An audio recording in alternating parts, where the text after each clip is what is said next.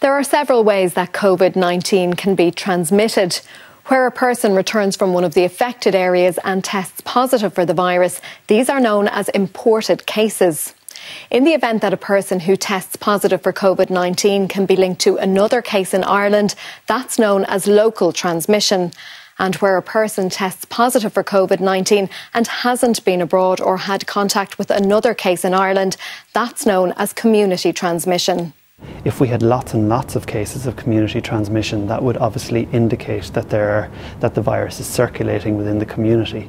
But clearly we've had only a very small number of cases to date, and we're certainly not at the same stage or the same phase of disease as we've seen in many of the other European countries, most notably Italy.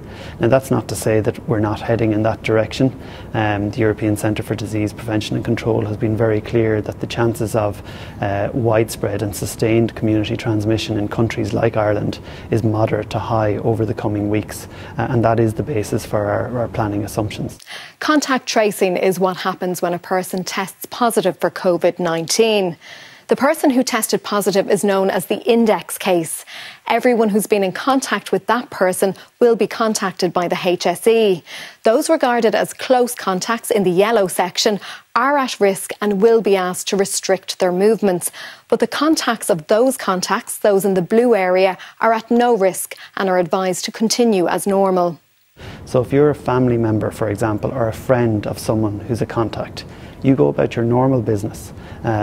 You don't need to take unilateral action, and that's a message as well that I would give to organisations across the state. There's clear advice there. If there's been a confirmed case and if that has implications for your organisation, the HSE will contact you in the first instance, and following a risk assessment they'll give you advice about what you may or may not need to do. The advice to anyone with any concerns about contacts they may have had in relation to Covid-19 is to contact the HSE Live helpline on 1850 24 1850.